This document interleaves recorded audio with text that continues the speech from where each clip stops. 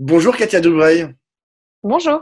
Merci d'avoir accepté notre invitation. Alors, vous êtes magistrate, présidente du syndicat de la magistrature. Et si on vous a invité, c'est pour parler du nouveau garde des Sceaux, le nouveau ministre de la Justice, Éric Dupond-Moretti, une nomination que vos collègues de l'Union syndicale des magistrats ont considérée comme une déclaration de guerre, je cite, vu les relations tendues qu'il avait eues en tant qu'avocat et en tant que personnalité publique avec les juges. On va revenir sur les axes de réforme qu'il a avancé en tant que ministre de la Justice dans son discours de passation de pouvoir hier au ministère. Mais on voulait d'abord savoir si son discours précisément d'hier vous avait rassuré. Parce qu'en fait, il s'est quand même beaucoup adressé à vous, vous les magistrats.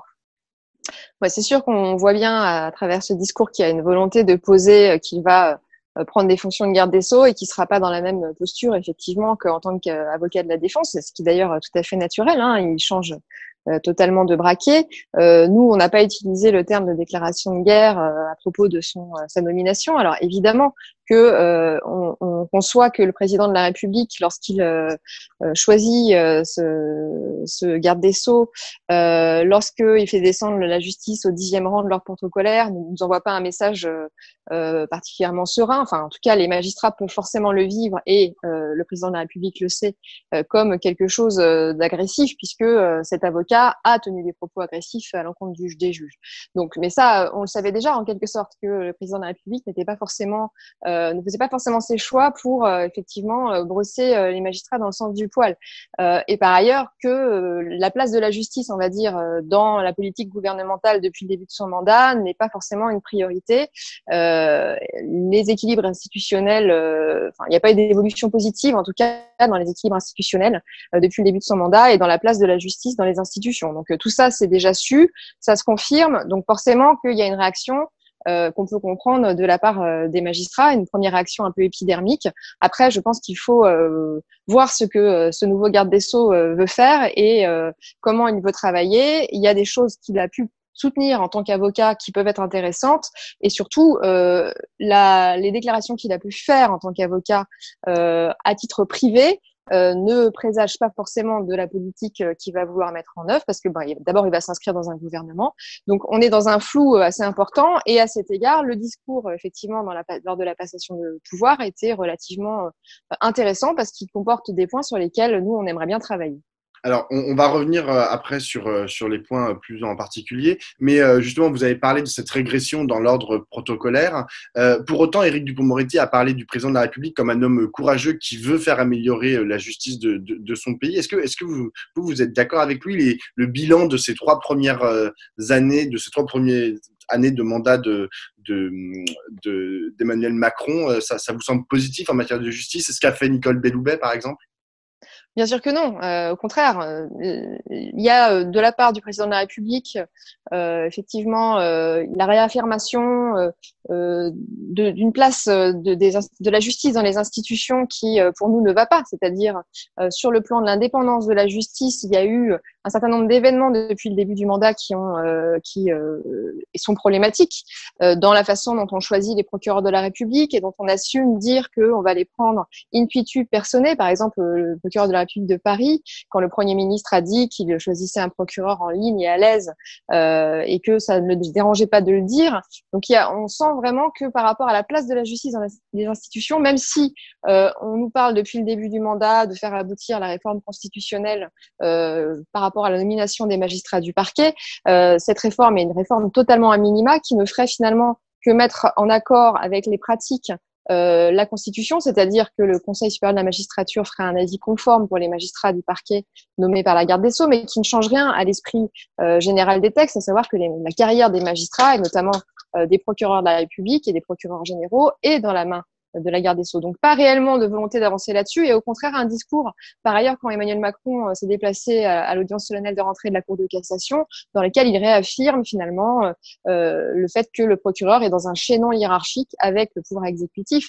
Donc quelque chose qui effectivement n'a pas de souffle, en tout cas ne promet pas un renouveau pour la justice. Et puis dans les faits, effectivement, la réforme qui a été adoptée en 2019. La réforme travaillée par Nicole Belloubet, c'est une réforme pour nous qui est cohérente avec l'ensemble de l'action du gouvernement par rapport au service public en général. C'est-à-dire, on est dans la volonté de réguler les flux, d'être dans une vision gestionnaire finalement de la justice. On ne réhabilite pas le magistrat comme le juge qui va pouvoir recevoir les parties, avoir le temps dans un dialogue, dans une enceinte judiciaire, de prendre des décisions en ayant le temps d'écouter les personnes. Et l'accès aux droits des justiciables n'est pas non plus réhabilité. Au contraire, on essaye de dissuader le justiciable de saisir la justice parce qu'on a trop de flux et on veut pouvoir les diminuer. Donc, il n'y a pas non plus de travail. Il y a aussi, une fois de plus, la collégialité, c'est-à-dire le fait que plusieurs magistrats soient ensemble pour prendre une décision, qui est un principe extrêmement important, qui est encore grignoté davantage. Donc, on a vraiment, pour nous, une régression de la place de la justice dans la démocratie qui se dessine depuis le début de ce mandat et qui a été qui est concrétisée à travers la réforme de la justice votée en 2019. Donc effectivement, cette politique, cette vision de la justice finalement reléguée au second plan ne nous convient pas parce que nous pensons au contraire que la justice dans les équilibres démocratiques doit reprendre toute sa place. Alors, et que il en va d'ailleurs de la confiance des citoyens dans leurs institutions et qu'en continuant à faire de la justice finalement une institution de seconde zone qu'il faudrait réguler comme d'autres services publics parce que ça coûte cher, eh bien c'est aussi grave pour la démocratie en général. Alors, dans son discours de prise de poste, c'est finalement un peu ce qu'a dit Éric Dupond-Moretti, ce que vous dites, réhabiliter la justice, remettre la justice au centre de l'appareil démocratique et républicain. Il a parlé de remettre à plat l'ordonnance de 58 pour plus d'indépendance de la justice et pour réformer le parquet. Vous en avez un peu parlé. Qu'est-ce que ça veut dire exactement? Qu'est-ce que ça peut vouloir dire? Qu'est-ce qu'il compte faire en fait? Ça, c'est la grande inconnue, puisque on sait que lorsqu'il a... Il avait parlé de la suppression de l'École nationale de la magistrature, de la séparation stricte des magistrats du parquet et des juges du siège. Ça peut être des choses comme ça qu'il peut envisager? Voilà, c'est la question, c'est de savoir si ces opinions personnelles qu'il avait et qu'il défendait en tant qu'avocat, c'est ce qu'il compte mettre en œuvre une fois ministre, et est-ce que c'est dans quelle mesure c'est cohérent avec la ligne du gouvernement. Il est clair que nous, il y a un point de vigilance absolu qui est l'École nationale de la magistrature, parce que nous estimons que c'est une des choses qui fonctionne bien dans la justice, donc on voit pas pourquoi on commencerait on commencerait par là une réforme de la justice. Il y a peut-être des choses à améliorer effectivement dans cette école, mais enfin globalement c'est une école qui donne une formation ouverte, diversifiée à des magistrats. Il y a la question des voies de recrutement des magistrats pour une plus grande ouverture sur la société des profils de magistrats qui sont dans la magistrature. C'est déjà une ouverture qui est relativement importante par rapport à d'autres corps de la haute fonction publique, mais il y a des progrès à faire. Mais en tout cas, c'est pas en supprimant l'école, c'est plutôt en regardant dans les voies de recrutement comment faire pour encore permettre cette diversification des profils des personnes qui intègrent la magistrature qu'on peut répondre à ce point-là. Mais les enseignements de l'école ne sont pas à remettre en cause. Ils donnent à la fois l'ouverture sur la société et parce qu'il y a tout un tas de sujets sociétaux, etc., qui y sont abordés, et puis les connaissances techniques nécessaires, parce que quand on est à l'école de la magistrature, on doit apprendre à exercer toutes les fonctions. Donc c'est quand même il y a déjà des connaissances techniques et juridiques à apprendre dans beaucoup de domaines. Donc c'est assez lourd, la scolarité est longue, elle est fournie. Actuellement, c'est relativement satisfaisant. Donc, on peut imaginer des améliorations à la marge, mais on voit vraiment pas ce qui pourrait justifier la suppression de cette école. Donc ça, c'est un point de vigilance important. Et sur l'indépendance du parquet, effectivement, c'est ambigu.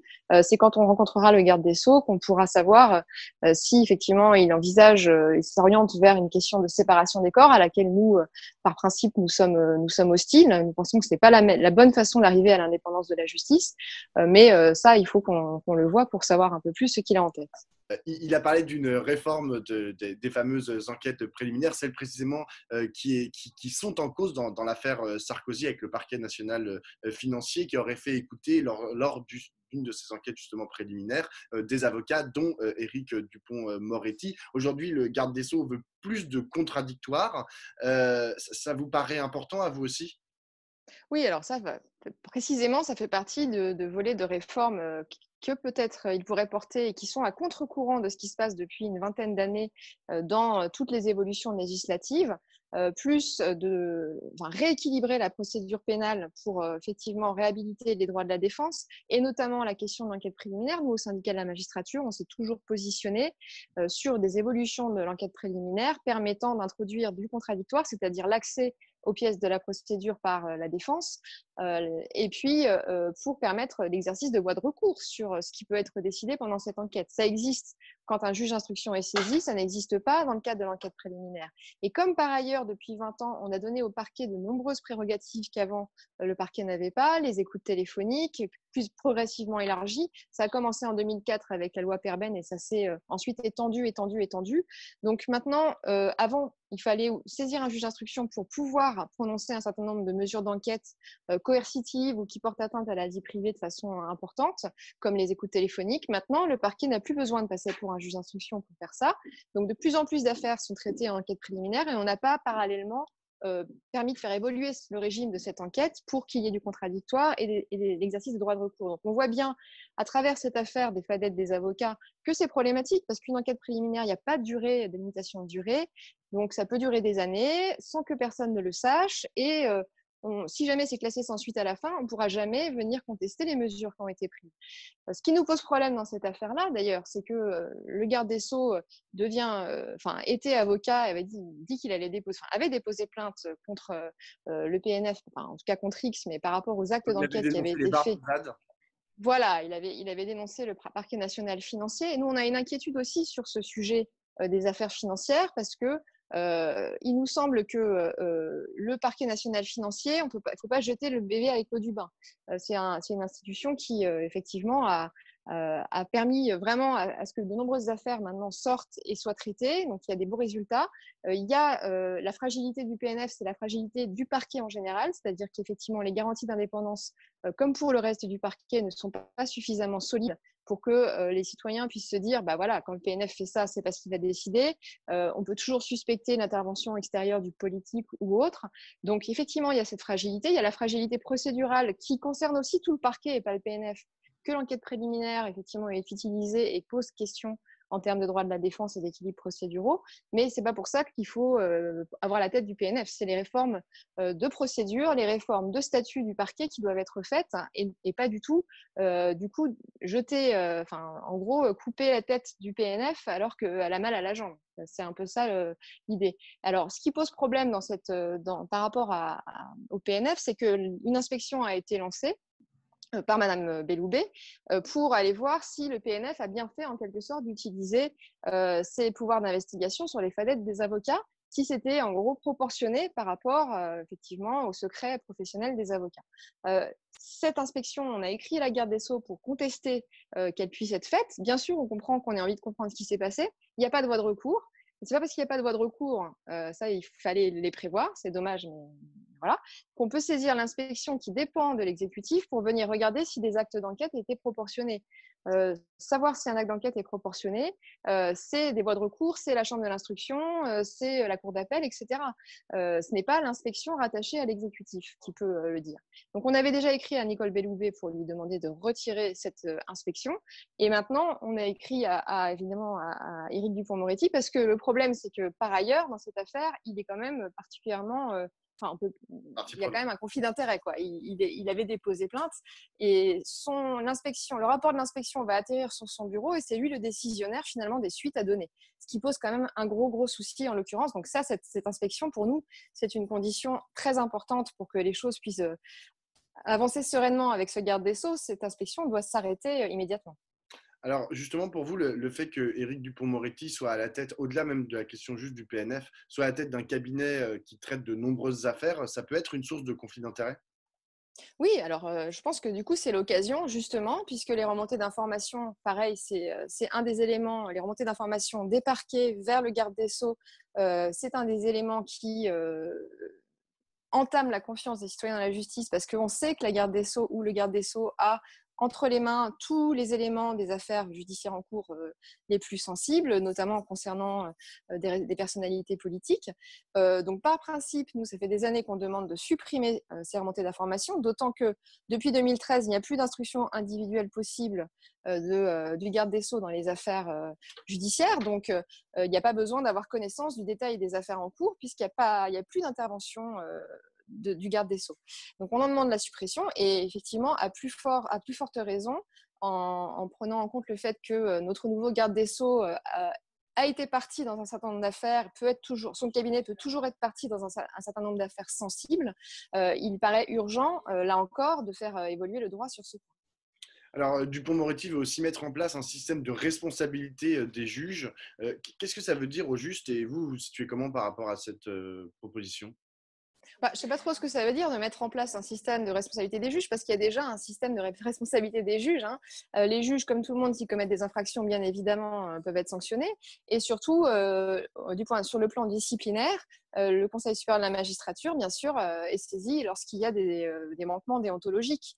Il y a un nombre d'enquêtes de l'inspection chaque année qui est important. Nous, en tant que syndicat, on le sait, puisque c'est nous qui assistons les collègues quand ils font l'objet de ces enquêtes administratives. Il y a un certain nombre de saisines du Conseil supérieur de la magistrature et on a un Conseil supérieur de la magistrature dans lequel on a plus de personnalités extérieures que de magistrats. Donc, on ne peut pas, voilà bien un point où c'est pas forcément d'ailleurs très, on peut faire un peu figure d'exception sur ce point-là, parce que bon, il y a quand même pas beaucoup de corps finalement qui acceptent d'être jugés au disciplinaire par un conseil qui est majoritairement composé de personnalités extérieures. Donc ça, c'est notre cas. Donc on a quand même déjà des garanties importantes. Ce qui peut être examiné, c'est la manière effectivement dont les manquements peuvent être perçus lorsqu'ils se produisent en juridiction et remonter jusqu'au Conseil supérieur de la magistrature. Peut-être que là-dessus, notamment, nous, on a pu constater qu'il y avait un certain nombre de magistrats qui pouvaient parfois faire l'objet de formes de harcèlement au travail, etc. Et ce sont des choses qui sont un peu difficiles, effectivement, à faire sortir dans le corps, mais un peu comme je crois partout. Donc peut-être là-dessus, on pourrait réfléchir.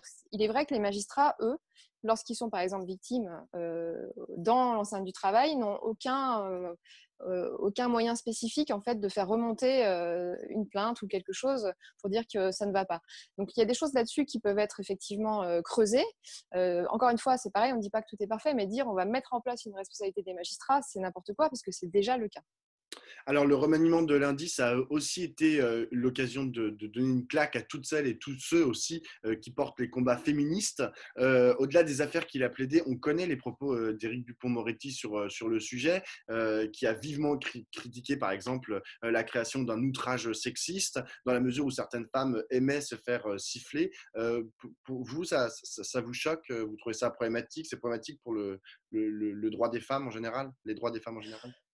Je pense qu'il faut peut-être séparer des propos d'avocats qui défendent un client avec effectivement une pensée structurée sur la question des droits des femmes. Alors, On va voir de la même façon. il n'avait pas dit ça dans l'enceinte d'un tribunal, hein. Il a dit ça sur des plateaux télé, etc.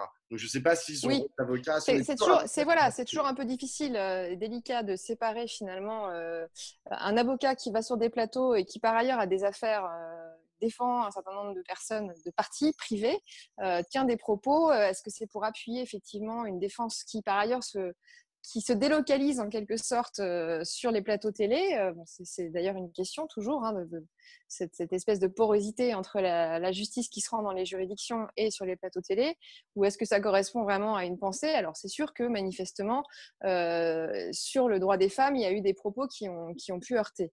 On va voir de la même façon comment il va se positionner en qualité de garde des Sceaux. Ce qui est certain, c'est que par exemple sur la création de l'infraction d'outrage sexiste, au syndicat de la magistrature, on n'y était pas favorable non plus. Alors bien sûr, pas parce qu'on trouve que c'est super que les femmes se fassent siffler dans la rue, c'est insupportable, mais parce qu'il nous semblait que la réponse pénale dans cette matière-là n'était pas adéquate, au sens où d'abord c'est très difficile d'apporter des preuves de quelque chose qui se passe entre deux personnes dans la rue, et que c'était une verbalisation par amende qui était censée résulter finalement d'un policier qui aurait vu la scène et qui bondirait d'un buisson pour pouvoir le relever. Donc voilà, on n'était pas favorable. On considère qu'à un moment donné, il faut arrêter de vouloir réguler l'ensemble des questions sociales ou sociétales par le droit pénal, surtout quand il est inefficace et qui sert surtout de voie de communication. Donc voilà, il faudra effectivement aussi être vigilant sur ce point-là par rapport au positionnement de notre nouveau garde des Sceaux. Et qu'est-ce que vous dites de la nomination de Gérald Darmanin en tant que ministre de l'Intérieur qui est visé par une plainte pour viol? Ça vous choque qu'un ministre puisse être nommé alors que précisément il est visé par une plainte pour viol en l'espèce? Bah, enfin, si vous voulez, sur ce plan-là, ce sont quand une personne est en responsabilité et qu'elle fait l'objet d'une plainte, je pense qu'on ne peut pas considérer de façon tranchée que la personne doit forcément partir, parce que sinon ce serait facile, hein, il suffirait de trouver quelqu'un qui dépose plainte à un mauvais escient pour que ce soit la démission obligée. Il y a le principe de présomption d'innocence qui est important. Après, effectivement, le fait que dans notre nouveau gouvernement, on ait plusieurs personnes mises en examen qui soient nommées, pour le coup, elles ne sont pas forcément en fonction et on les nomme, c'est quand même un signal qui est envoyé sur le fait que bon, finalement, c'est pas très important, c'est pas très grave, la probité, etc. semble un peu reléguée au second plan. Après, encore une fois, le principe de la présomption d'innocence, il existe et il doit aussi prévaloir. J'ai une dernière question, Katia Dubreuil. Hier, Jean-Luc Mélenchon a adressé une lettre ouverte au garde des Sceaux où il forme le vœu que, conformément à ses déclarations d'entrée en fonction, Éric Dupond-Moretti exige la conclusion de l'enquête à son encontre, donc à l'encontre de Jean-Luc Mélenchon, qu'il juge trop longue, abusive et ridicule. C'est une demande qui vous paraît pertinente? C'est de ses compétences au garde des Sceaux de donner des instructions comme ça individuelles sur une enquête en particulier? C'est formellement interdit, comme chacun sait, hein, puisque depuis 2013, les instructions ont été supprimées. Donc, je crois que la plupart de nos responsables politiques devraient vraiment aller faire un tour dans les tribunaux ou, à minima, connaître les grands principes fondamentaux, l'état de droit, la séparation des pouvoirs, comment ça se décline, pour arrêter de dire beaucoup d'âneries. Merci beaucoup, c'était clair. Merci beaucoup, Katia Dubreuil. Je vous en prie. Merci à vous.